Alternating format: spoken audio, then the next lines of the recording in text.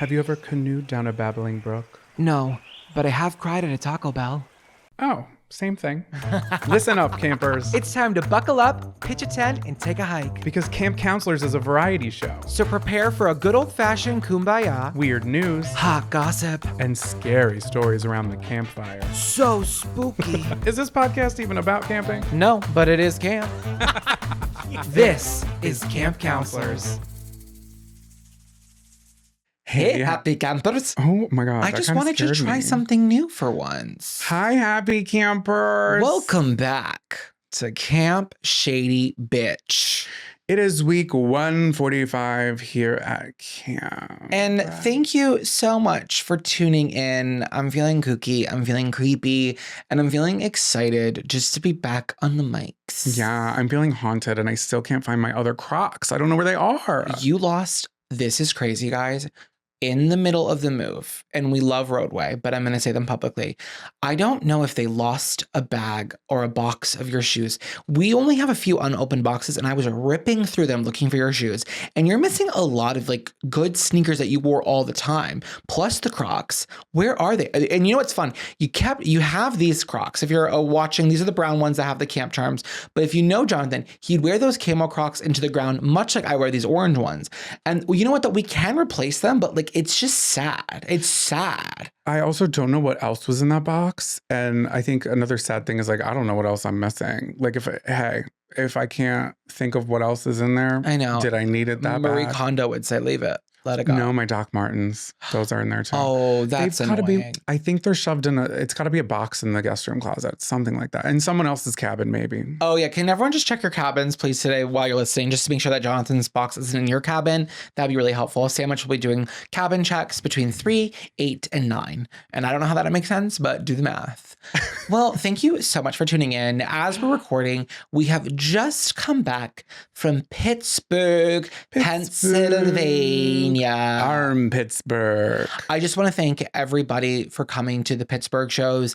This was really exciting and nerve-wracking to do these shows specifically because this was the first time we both were performing all brand new material. And it's really hard to walk into a show, I'll speak for myself, with 60 minutes of material and new content and praying that people get it and that people feel like they got their money's worth and that they laughed. And you guys showed up and you showed out and you were wild and crazy and you were just everything we needed you to be. So just really thank you for coming, because this show that we just did is going to be with us throughout the next, I think, like 9 months. We're booked until April. New shows being dropped for next year in September, but like I have shows booked all the way through April, and this is the start of that new material. Like, yes, it will change, it will evolve, but the bones of it and the structure of the show will kind of remain. And you guys just sat through it, and it was sticky, and some parts were like funny and other parts need to be cut, but you just were a joy. So I want to just say for myself, thank you for being so welcoming and warm and just laughing with us. No, truly. It was because I do open. Hello. So I'm kind of like the first person out there on the stage. And I'm like, how's this going to go? How's the crowd going to be? Is this funny? I've said it in my head 10,000 times. And it doesn't feel funny after you say it 10,000 times. It doesn't. But Pittsburgh, God, we love you. We really do. Thank you. Yeah, it was great. So, and we had a great time. It was my first time ever in the Pittsburgh, PA. It was my second. I've only been there once to tour for colleges. I did get rejected from Pitt. Yeah. Well, you know what? And I will say we were staying right next to Pitt, the Pitt University. Is it the University of Pittsburgh? Yeah. It was gorgeous. So gorgeous. And I'm sorry you didn't go there, but like your life would have unfolded in a very different way. I'm not, I didn't need to be that age in Pittsburgh. I needed to be in Philly. I needed to be like shaking my ass on tables and getting into like hard drugs and stuff. Yeah, and not to say that Pittsburgh doesn't have their share of hard drugs and ass shaking, but it just wasn't your journey. Yeah, no, for sure. Because I think Pittsburgh is definitely a vibe. It's a lot bigger than I thought it was going to be. And we really tore it up for the 3 days we were there. We really did. I feel like we kind of lucked out because of the festivities that were occurring. Well, before the festivities even started, I want to go on record and say, hey, I'm being vulnerable. I've always been anti-pierogi. What was wrong with me? who am I? I don't think I actually knew what a pierogi was. I don't think you did either. I think I was confused. I think you were confused because when we got to the one first restaurant, which was Butter Joint, yeah. They had a pierogi and you were like, wait, it's pasta on the outside? I was like, yeah, what? It's like essentially a ravioli with mashed potatoes inside. I mean, like, it is more than that, but you were so confused. Theoretically, I'm like, what? And then I'm telling myself, I'm like, this is the description right now. And of course, the house pierogies they're sauteed, pan sauteed with sauteed onions on the side and sour cream. I said, these are like all of my favorite things on one plate. What is this narrative that I'm perpetuating? I don't know. And it's like, stop being a pick-me. You don't even know what a fucking pierogi is. Grow up, pull your big boy pants on, and try it. And I'm not like that. I don't know why I thought I didn't like pierogies. They were phenomenal. So good. So now permission granted to make you pierogies. Yeah, but Jonathan, I want a real pierogi. You want to get me the frozen ones and then act like they're fresh. Here's the thing. The campers have been so helpful. Thank you all so much, listeners, from however many weeks ago that was, where I talked about our stove top. So much great insight, like truly like actually helpful tips and tricks of like cleaning, what to do.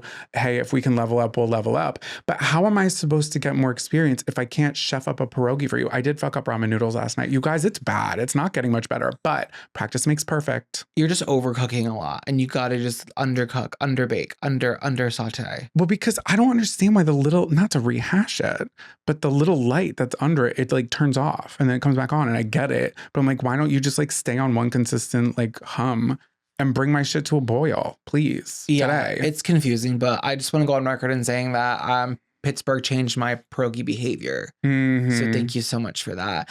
And then also, I think the real kind of crown jewel here that you will be seeing on Patreon, is it up yet or no? Yeah, the Patreon blog, it's been out. It came out like as soon as we left. Oh my God. So the Cabin 5, they've been hip. Yeah. Jonathan, what was happening in Pittsburgh while we were there? Simultaneously, like God sent it himself. Just a little fermented fare called Picklesburgh. Yeah, there is a pickle festival that happened to be occurring while we were there. And people had mentioned it to us. So I was like, well, I love pickles. You love pickles. Yeah. Not as much as I, but. I just thought like it was going to be like a little, like, I don't know, like a couple booths. Right. I'm thinking maybe a 10, maybe like an open field. Y'all, I have never seen something quite like this. It was pandemonium, pickled pandemonium. Title episode idea right there for you. You're welcome, future Jonathan. But it was so cool. They had 2 giant bridges because Pittsburgh, don't know why y'all are obsessed with bridges, but I love it. But they had 2 bridges. The entire thing was just rows and rows and rows and rows. And that wasn't even it.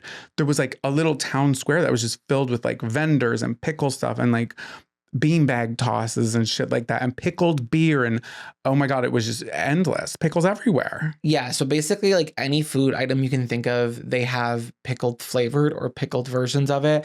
And I'm going to be real now. Some of it was for shock value and some of it was not good. Yeah. Shall we go and do we want to go through the I think we should go through the foods that we ate. Let's go through the order of when we got them. So the first thing that we tried was chocolate covered pickles. Now this, for me, because this was the first, was a really bad way to start off because I thought it was horrible, horrendous, a crime to humanity. I think the FBI should investigate whoever made that. Well, it's funny because if you like that, you're lying. And secondly, I think it's hysterical that there's a business that's just like, oh, this is heinous, but I'm going to get my bag. And I do support the business for getting their bag because I was like, oh, I'll try it. Yeah. Oh, I'll try it. And then alongside that was the pickle fudge. And I've never, ever, ever been a fudge guy. I'm not a fudge guy. And it's funny because I usually think stuff is too rich, but for me, I don't think I reach for the rich fudge. I like to stay in like the caramel. I think fudge, just eating it and the consistency of it, it feels overindulgent. It's too heavy. Mind you, campers, it was so so hot. It was a beautiful day, but so No, hot. it wasn't beautiful. It wasn't beautiful at all because once it goes over 90 degrees, I don't care if the sun's out. It's not beautiful anymore. It's oppressive and the air wasn't moving. I was on 1 hour of sleep. I'm not even going to get into that right now. So I feel like I was hallucinating in the beating sun, recording Jonathan eat chocolate covered pickles. It was kind of like I'm being very dream. supportive, but I just wanted to go back to the hotel. I was dying. You. Thank you for doing it for me. So I got 2 things of fudge for us. We got you the pickled caramel fudge. Is that what it was? I'm not sure. I really don't know. It was green and brown and pooey. Yeah, it was very Nickelodeon coated. Yeah, for sure. And then I got the bacon pickle fudge. And I still don't know how you felt about it. I was just, in that moment, I was like, let's start off in a positive. The chocolate covered pickle was already bad. I can't complain again. So you're going to stay silent? I gave a neutral, but it was not good. I will say I enjoyed it. I did. I went in for a second bite. It was too hot out. One. No, not of the bacon one, but of my fudge. Pickle fudge. I liked it. I did. And simultaneously, because I need to also just continue to say that, like, it was so busy, like there was thousands of people there. So we were eating this while we were in line for drinks and they had like a bunch of pickle flavored alcohol. So I got a pickle beer and this is when I realized, I'm like, I don't know if I like pickles to the extent of being at Picklesburgh because I'm like, oh, okay, it tastes like beer with pickles. And I'm like, it's okay, but it's a little... I feel like to really enjoy Picklesburgh, you have to be like a diehard pickle fan, which you are, and so many people are. Like Snooki should go to that for sure. Yeah, for sure. And then what drink did you get? I got the spicy spiked pickle crush, which it was like a limey color, and it was like a spicy vodka pickle. Lemonade. I don't know if it was lemonade. It tasted more like pickle juice, maybe a little citrusy. I don't really know exactly what did you think about that? I liked it. I wish it was a little bit more spicier. I wish I could taste I wish there was a little bit more vodka in it. What are you gonna do? You know?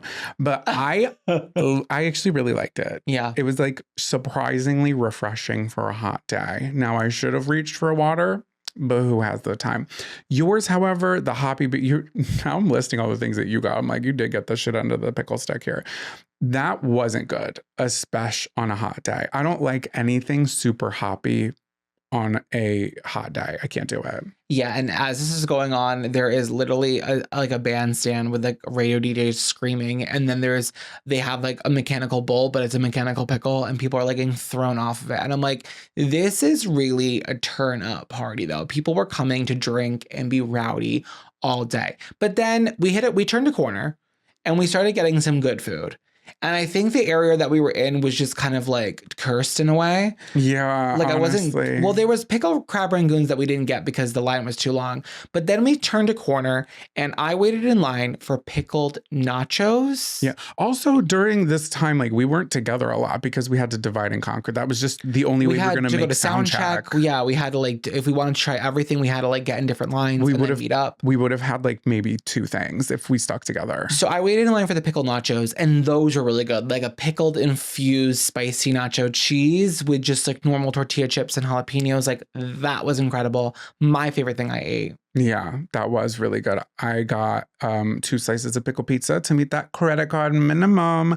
And I did luck out. My angel was watching over me because the line was so long, but that pizza wasn't the only thing they were selling there. They had like all these drinks and stuff, but I wasn't going to do that. I just wanted the pickle pizza, which I have had before.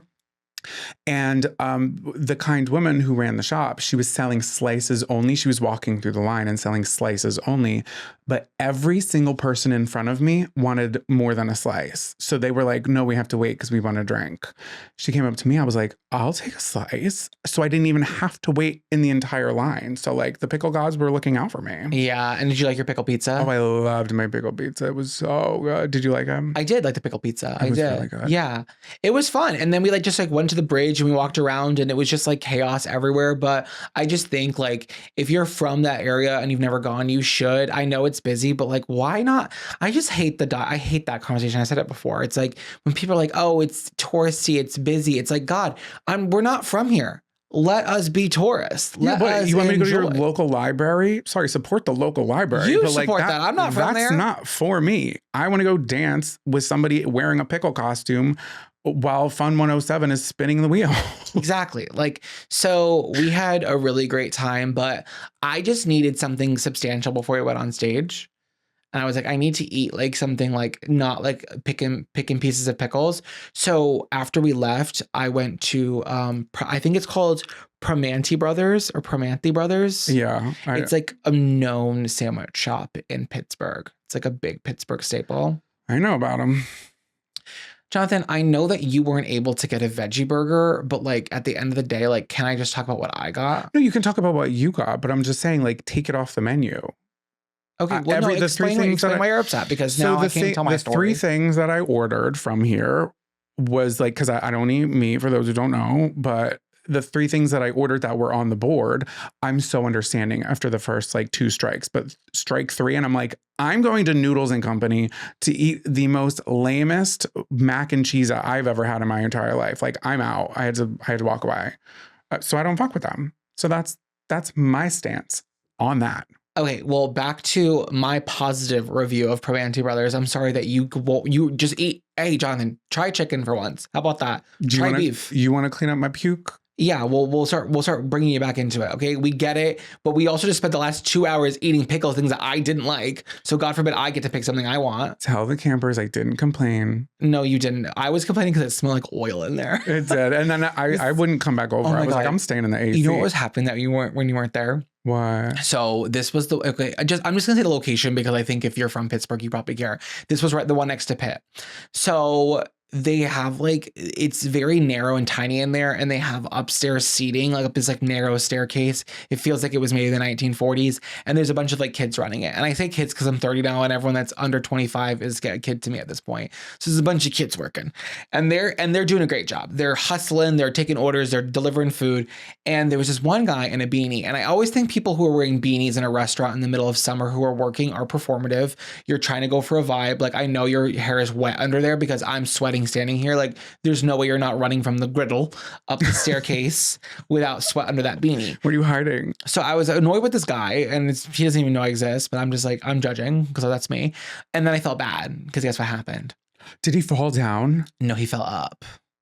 With he food? Had 2 pitchers of water. No. And he fell so hard up the stairs, and no, he fell hard, and he got right up, and he just kept going up there, and then he poured water for people drinks. Thank God it wasn't sandwiches.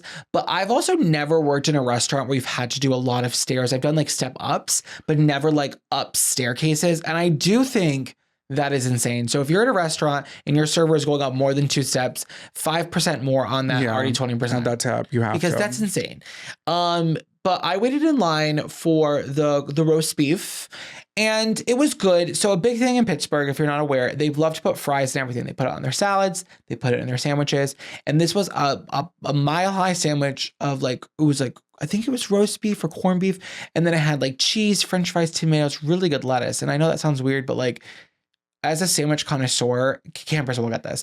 If you're like a sandwich lover, sometimes you bite into like a really good piece of lettuce or tomato, and you're actually grateful because a lot of times it's filler, but when it really kind of snaps back in a really pleasant way, you're like, oh my God, I'm really grateful. That was refreshing. Yeah. And it was great. But when I ate this at the hotel, it was 2:00, and I was like, we have to perform in 3 hours, 4 hours. And I'm like, this is not going to sit well in me. So I only had half, but I wish I could have gone and had the other half. And it was just really good. It was really good. It looks like a Scooby sandwich. It was pastrami. Sure. I wrote it down. It was pastrami. Pastrami from Pastrami Brothers. I'm not even sure what pastrami is. Now that I think of it, is that buffalo? Is it beef? Is it pork? Maybe it's a mixture. Has anybody mixed the two, like chicken and pork? No, but corned beef and pastrami are pretty interchangeable when it comes to the Reuben. It's not kosher for sure. What I didn't mention. I actually think it is kosher. Not pork. Yeah, but corned beef and pastrami, I think, are kosher. What is... No. Oh, beef is cow. I don't think we're going to speak about kosher when we're not kosher. You guys, this is a deli podcast. Hello. Oh my God, welcome to the deli meat counter. Show me your roast beef. Ew. What I didn't mention earlier, let me rewind really quick to Picklesburgh because this just came into my head. We What? Asked this very nice woman to take our picture in front of the little banner.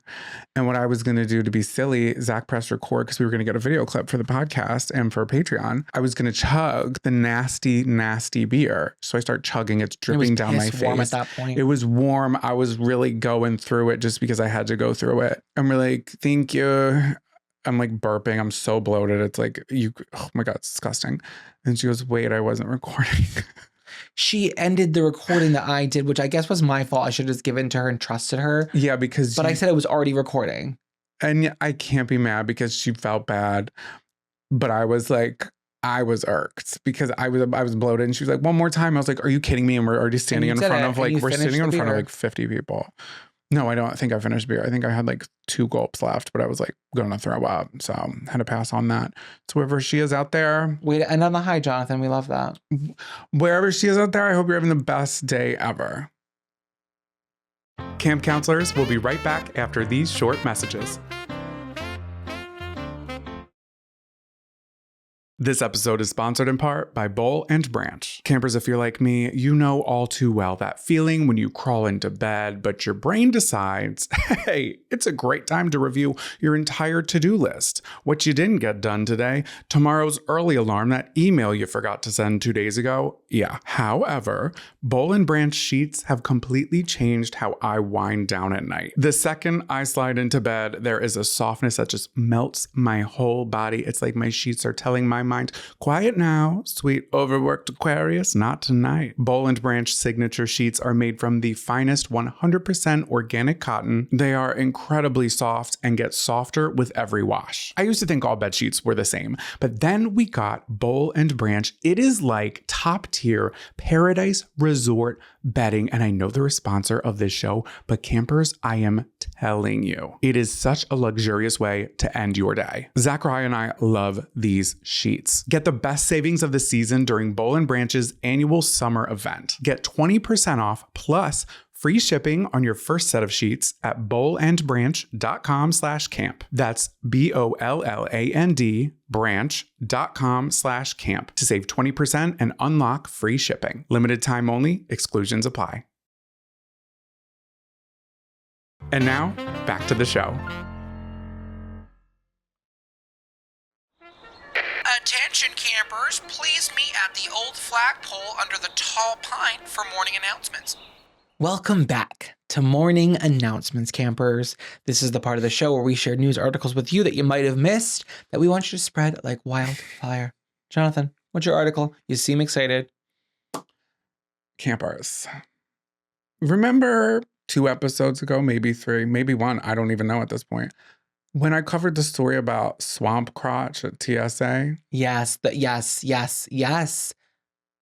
Well, guess who came victim to it? Me. And it wasn't the back of my hood like we talked about in the last one. No, it was your butsy. I got stopped and like literally like reached around and he was like, is it okay if I do it here? I'm like, oh, how serious is this? I'm wearing sweatpants. Like, what do you mean? Do you remember how his hands were placed? Because I was watching. I was actually mortified for you. He was very respectful and he was asking if everything was okay. And he was saying what he was going to do before he did it and waited for me to verbally say, go. Well, with his hands, you know, you do like, here's the church, here's the steeple, open the doors, see all the people. Yeah. So imagine you're opening all the people, but then you go knuckles out. That's how he rubbed you down like olive oil. Rubbed me down in between, in my gooch, in my gaunch. He was up in you. I saw him put a finger in you, I think. Literally before I got there, I was itchy. And when I left, I was no longer itchy. Oh my God, he scratched that itch. Ew. Oh my God, TSA be scratching that itch. But that's not the worst part. So why'd you tell that? That's not the worst part. What was the worst part? Because before I went to walk away, this is when we were leaving Pittsburgh to come home. He looks at me and he goes, did you see any houses in Pittsburgh you wanted to review? I follow you. Diabolical. Jail time. Because now I feel like you're touching me because you know me. I couldn't not You were believe wearing it. shorts. I don't think you were that hot. I could see it on the scanner and I did see it. And it's Your literally big balls were hot. Well, this is what it was. We skipped pre-check because the pre-check long was so line. Or what? Oh. Hello? It was so long, it was so line. It was so line. It was so long. I know.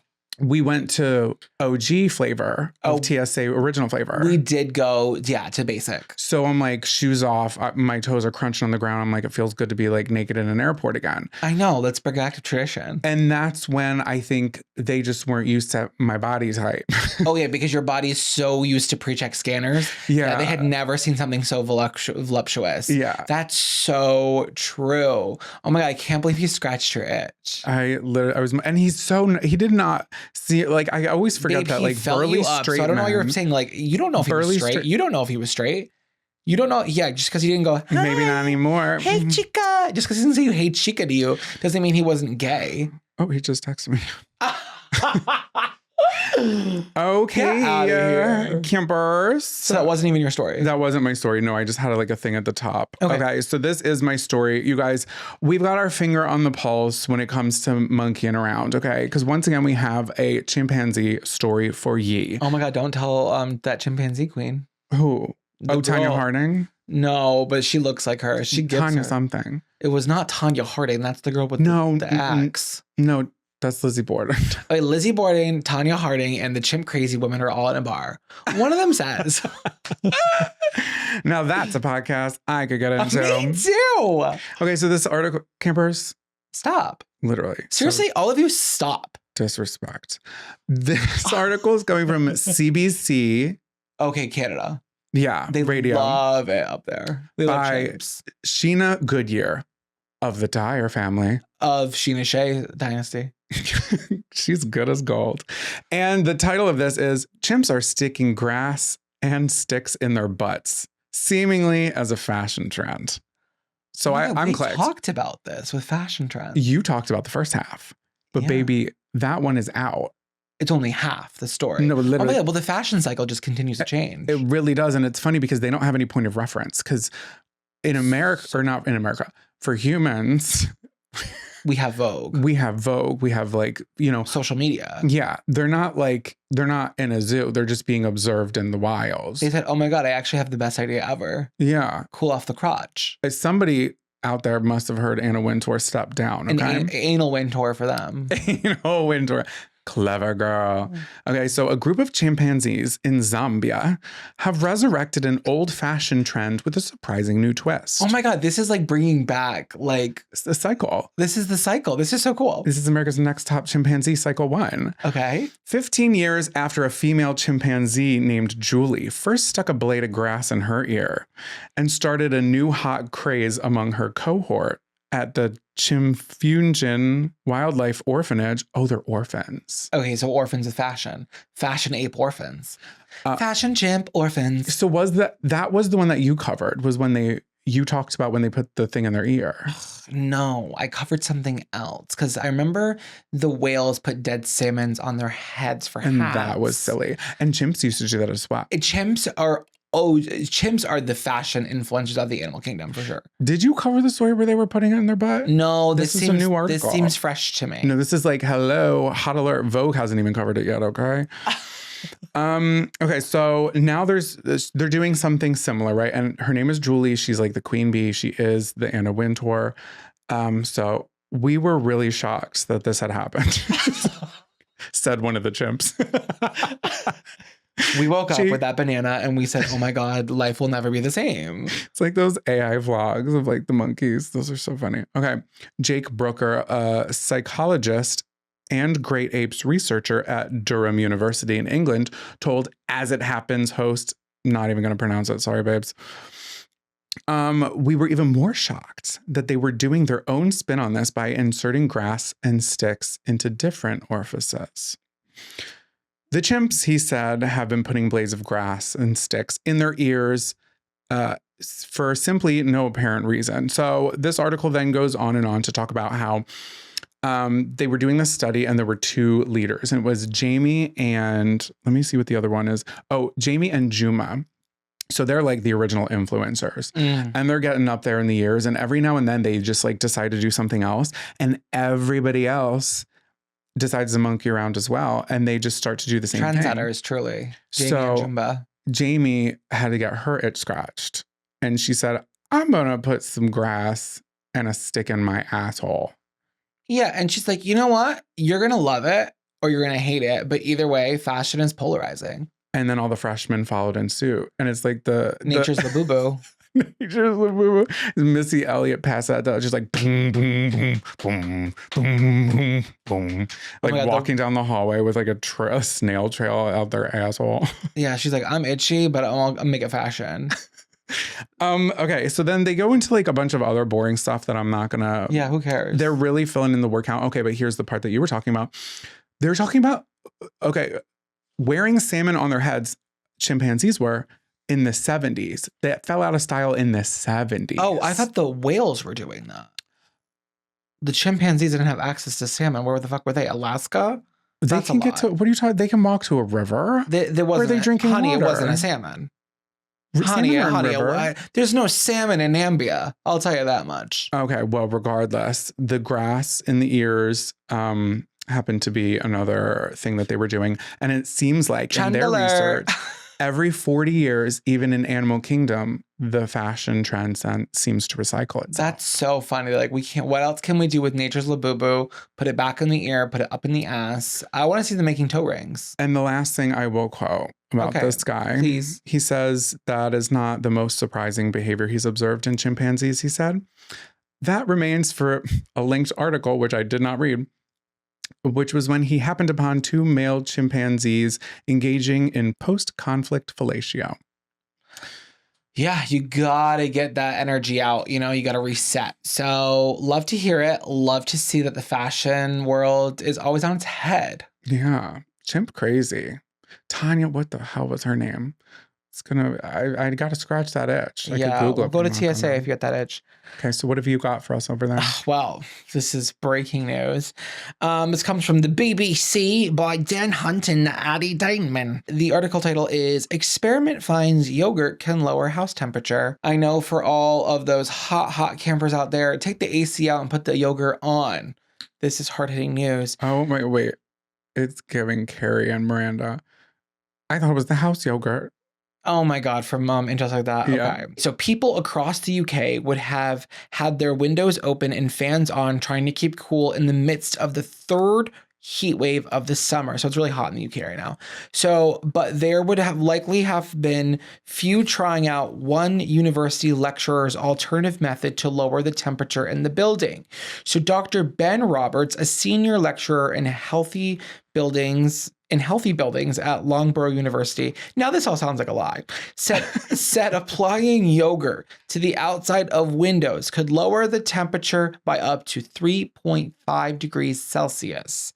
So he has pointed to the result of a month-long experiment to show the method has brought results. He said, "We can get houses to cool down during the day.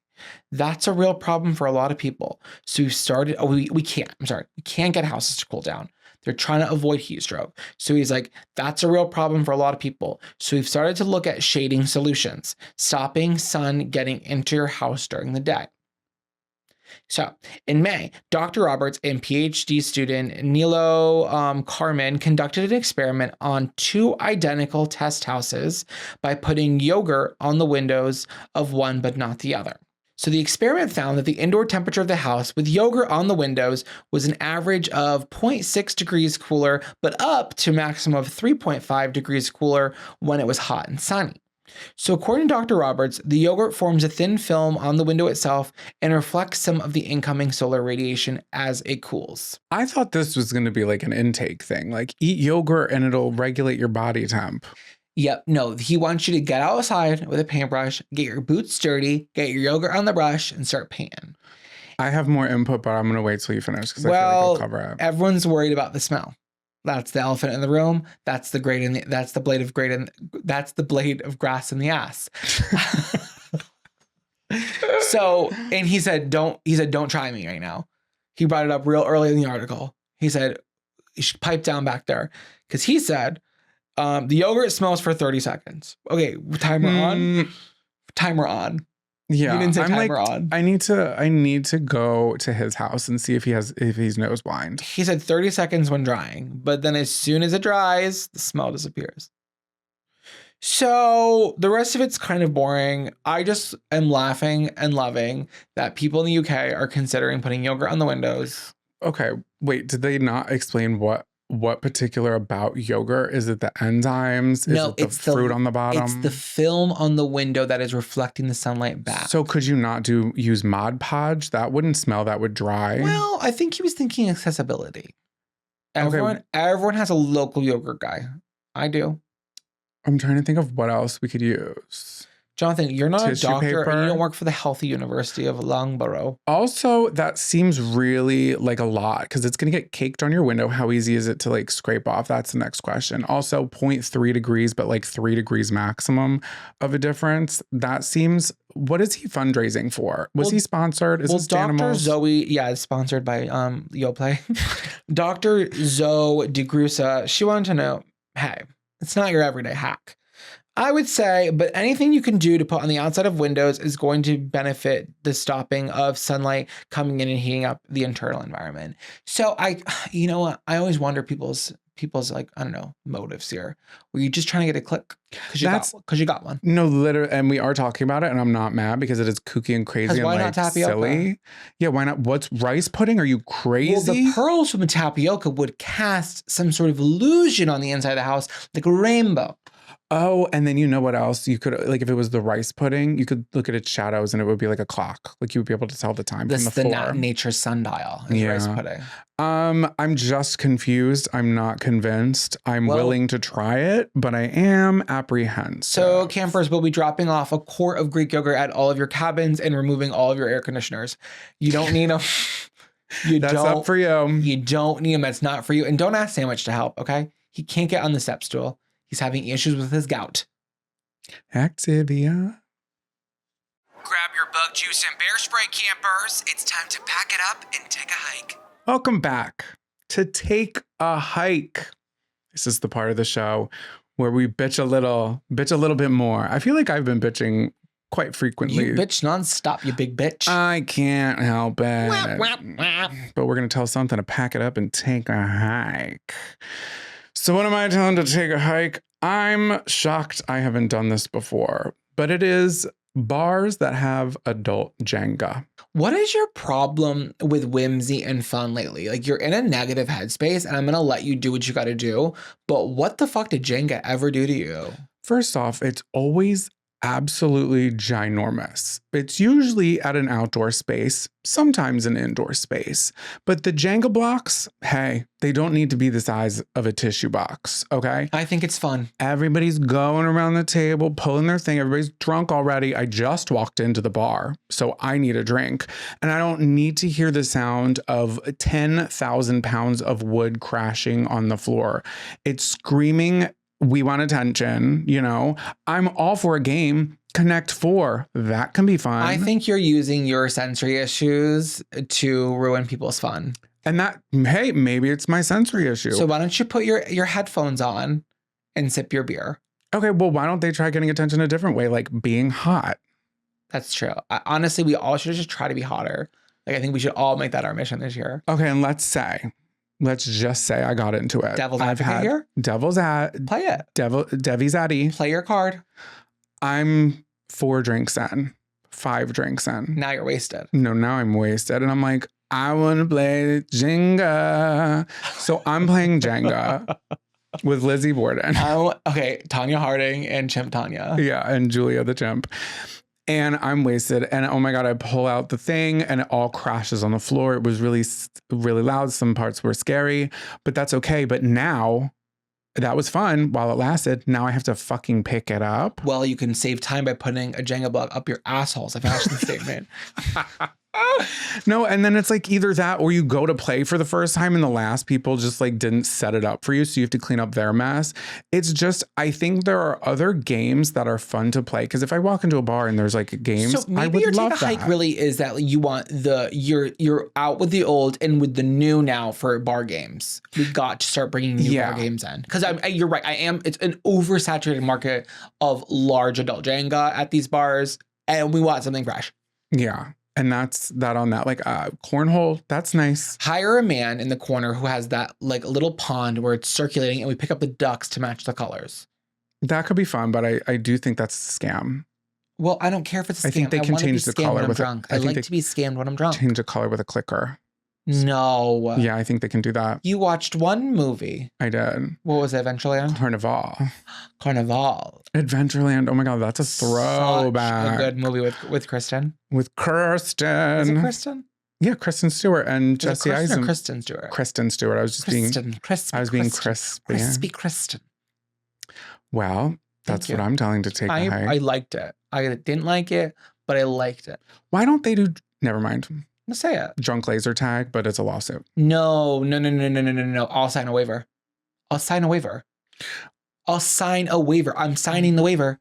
Jonathan. I know what we're doing later. Yeah, fuck them kids. Okay, so what are you telling the hike? Restaurants. May I borrow your ear?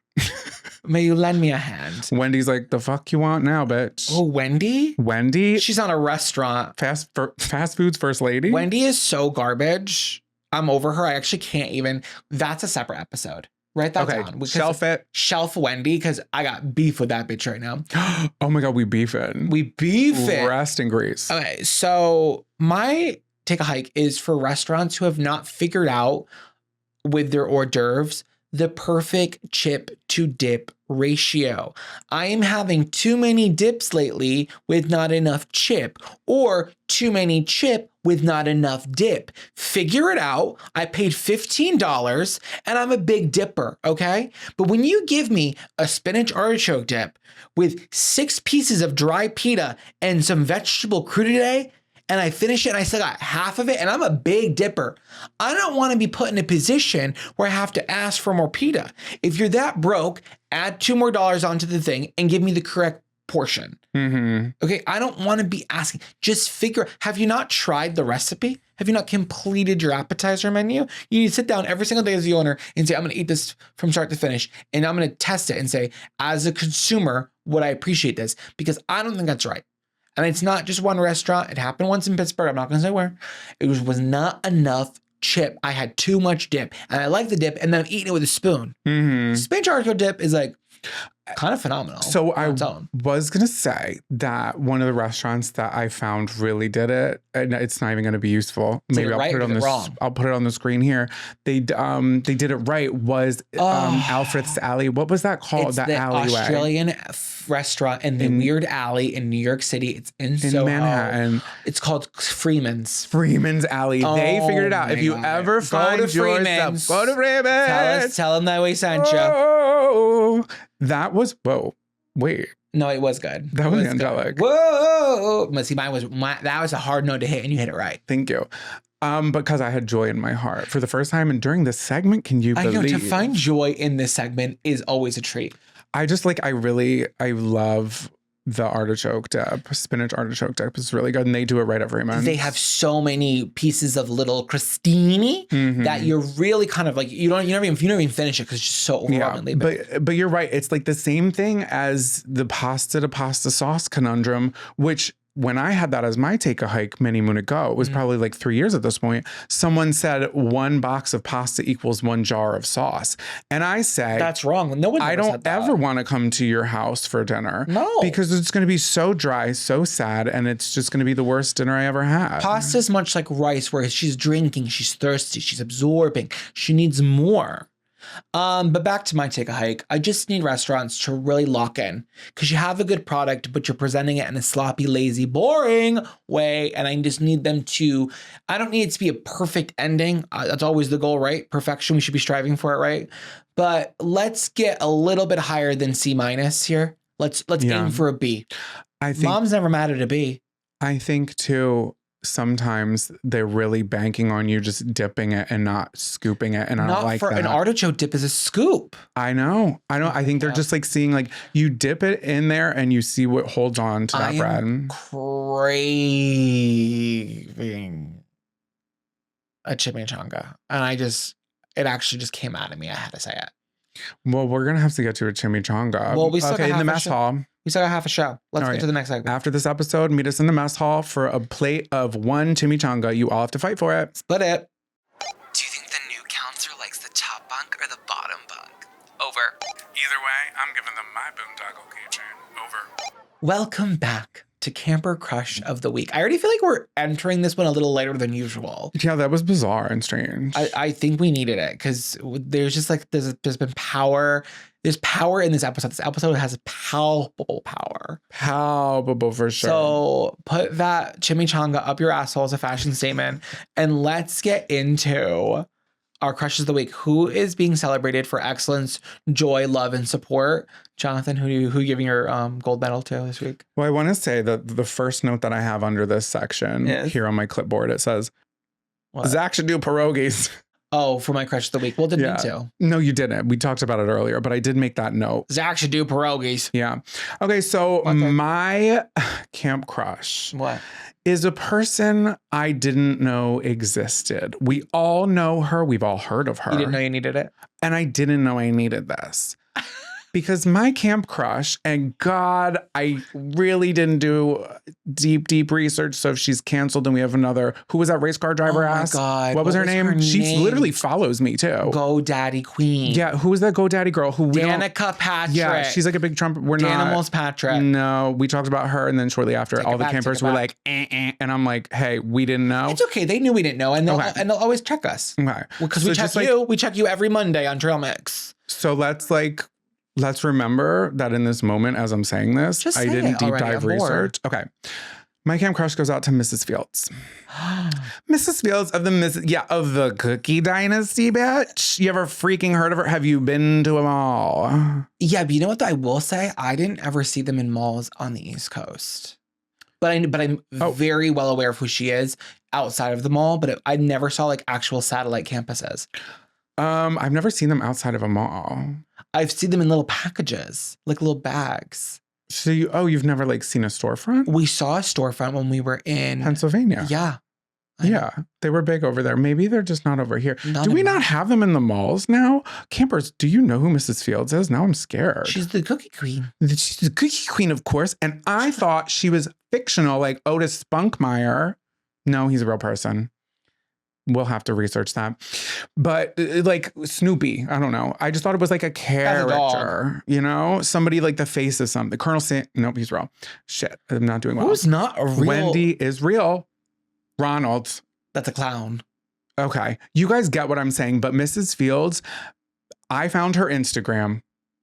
She's a real person and she is hotter than you would think. She's begging for like a peach or an apple or a diamond or a champagne flute. Bravo needs to get her on one of them. Bravo. She's got to get on my, because I'm like, okay, so she must have been a granny when she was making them. Nay, she was like 22 when she started making them. Okay, let me tell you a little bit. Let me tell you a little bit about Debbie Fields. First off, Debbie with an I. Debbi. She said, don't even finish with the E. I'm bored. What a bitch. So she came from a working class family. Love that for her journey. She got her first job when she was 13 as a ball girl for the Oakland A's. That's crazy that they hired her. And she used her earnings to buy ingredients to bake cookies. She was passionate. At the age of 20. Debbie opened her first cookie shop with no formal business training. She said, I don't need business training. I've got this cookie. Yeah, Debbie with an I does not need to go to business school. She never has, never will. I make a cookie. At the time, people were like, wait, you're trying to sell fresh baked cookies in a store. We can do that at home. Why are we going to buy your cookies? Because she knew we'd stop cooking. She knew DoorDash was on the horizon. Yeah. Debbie said, watch me, bitch. Her husband, Randall Fields. She really is the Mrs. Fields. Helped her secure the funding. So however that was done. Thank you for that. She worked her way. No, I'm not taking that away from her at all. But so why'd you say it? Because it's a part of her lore. It's a part of her story. It's on her Instagram. What do you mean? It felt pointed. And you know what?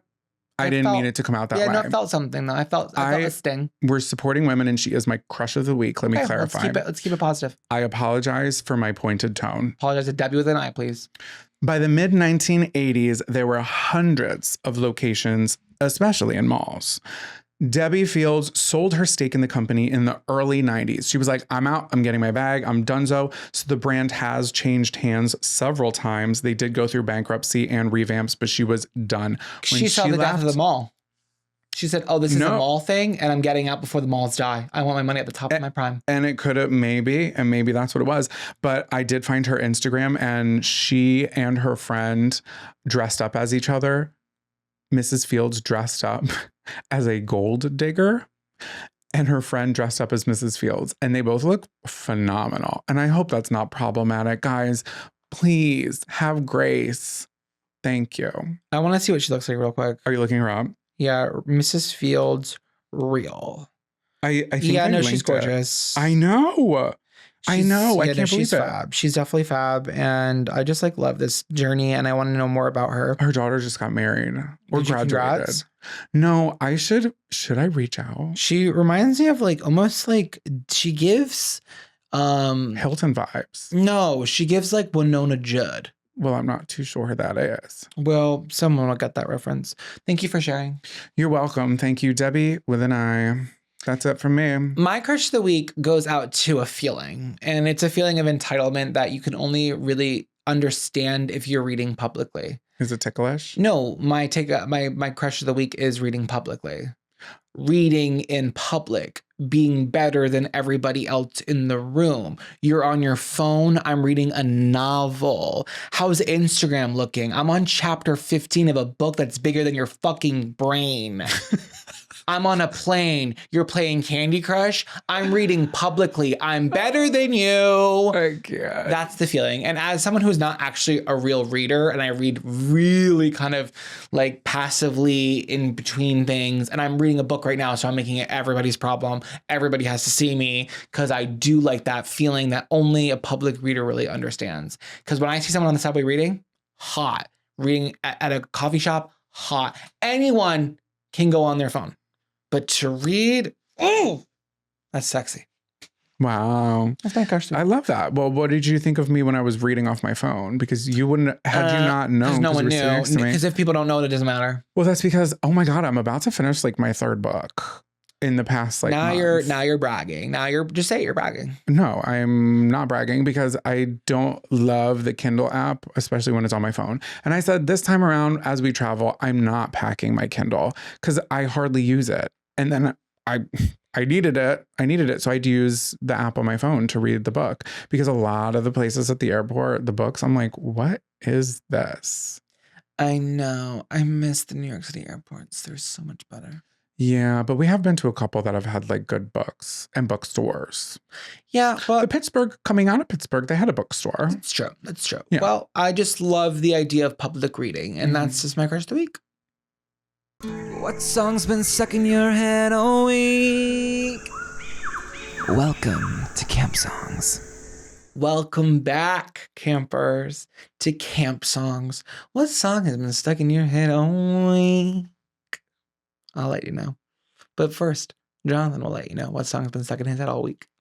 My camp song I'm adding to the playlist that you can listen to with your ugly friends for free, you're welcome, is Like You by Bow Wow and Sierra. I just had Bow Wow on a song. Oh my God, you did. Bow Wow is And bouncing around right now. And Keke Palmer just talked about Bow Wow after I had already written this, let it be known. Bow Wow is But on it was the like- name on everybody's lips right now. Yeah, it's like kind of in the ether right now. But do you want to throw it? I don't know. Should we throw it down? I never had nobody show me all the things that you gonna show me, and the special way I feel when you own me. You gonna always be together, baby. That's what you told me, and I believe it, cause I never had nobody do me like you. I can't snap with this finger, you know? Okay, but I love that song. It came out in 2005. What a time to be alive. Bow Wow and Sierra were actually dating at the time when this came out. Bow Wow and Sierra dated? Yeah. Wow. Yeah. I love Sierra. And the music video was directed by Brian Barber, who also directed Idlewild, which is Outkast's movie. I didn't know Outkast had a movie. I didn't either. Yeah, and Add it's to kind the of like, list. because if you check my IMDb, I did star in a short independent film called Wild Idol. So check that, okay? Thank you. The video features Bow Wow and Sierra as neighbors as they're texting each other through the window. That's what I remember so much. It's like peak 2000s romance. Texting. Yeah, I should have showed it to you Kelly before we did it. Rowland. Yeah, everybody's like always texting. So this was like off the heels of Sierra's 1-2 Step and O. Okay. So she was like In it. princess. Like she was ruling a kingdom, a queen, some would say. So she was like really up there. And Bow Wow was doing what Bow Wow does best. And he was just like kicking it and doing his own thing. I don't know. I love the song. It gets stuck in my head more frequently than I'd like to admit. Like it just has that like it's hypnotic. It's a song that gets stuck in your head all week. It's what this playlist is for, this segment is for. Yes, exactly. And that's pretty much all that's that about that. I wrote sidekicks and side chicks. That's a podcast right there. Yeah, cell phones. Well, my song of the week goes out to Maisie Peters, our UK girly pop, with the song I'm Trying. It's a song that I listen to all the time. That's almost been on this show 700 times. And it fell so deep into one of my playlists that I kind of forgot about it. And then I was on a plane. It came on my shuffle. And I said, how have I not talked about this song? Because it is a song that it just gets stuck in your head all week. We were bad, but we're gonna be good. It didn't work like I thought it would. And I resent you just a little if I'm honest. But one of us has gotta try to keep a promise. I do know that song, yeah. London 2020.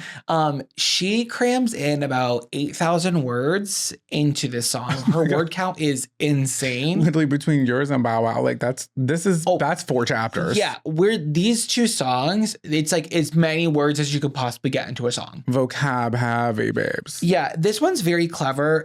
It's really about trying to be the bigger person after a breakup, but then realizing like, hey, I'm trying, you're not, you suck, and why do I even give a fuck? It was never meant to be, and I'm trying to be cordial, but I actually don't fuck with you, and I'm sick of being the bigger person. You hear that, Danny DeVito? Stop texting my man. Don't bring up Danny DeVito right now. That lore is too deep. But yeah, this song, I love it. Some of you might actually hate it because unfortunately for some, it does have that kind of rhythmatic kind of like cup song, like, that kind of clappy. Yeah. And it's like, that's not for everybody. I hate to say it, it's for me. I kind of like that kind of like. There's nothing wrong with that. No, I think if they play it at Claire's, you're playing it in your room. So, and that's the thing is, this is Cole's Cash. Yeah. It's modern day Cole's Cash, but I like it. I can't help it. I like it. You like what you don't get to choose what you like. So true. Who chose for me? The Lord, when he was like mixing a pot of stew and he was like sugar, spice, everything nice, and a little bit of that music that sounds like the cup song. Yeah, because it does, but like it's not a guilty pleasure because I don't feel guilty about it. No, and you shouldn't. It's just pleasure. You shouldn't. But for the girls who like just classic girly pop, like this is a UK queen. I'm really into her. She was born in 2000. Didn't like that fact. I just that stresses me out. I'm like, you're so young. I was born in the 1900s. You were. You act like it too. Well, guys, I hope to say you've enjoyed this episode. I hope if you can, go to Mrs. Fields, grab a cookie, put it up your ass for fashion, and just like play Jenga when you pass that bar. And just get some good chips and dip and really put some yogurt on the windows and just get to work. Put your hair in a messy bun, put some gangster rap on. And have a pickle. Like seriously. Do the damn thing that you've been trying to do. Like you're listening to this goddamn podcast. Why are you procrastinating? And you're being a freak. Like get to work. Literally face your fears. Just do it. And that's how we're going to end you here. Thank you so much for listening. Please give us a 5-star rating and review wherever you are listening to this absolutely fabulous, stunning, and award-winning program. Manifesting. We haven't won shit yet. Yeah, we got top comedy podcast last summer by Apple.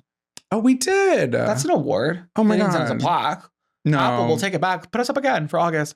Love that. Anyways, we love you guys so much. We'll see you next week. We'll see you the week after. We'll see you forever. With that being said, lights out, campers.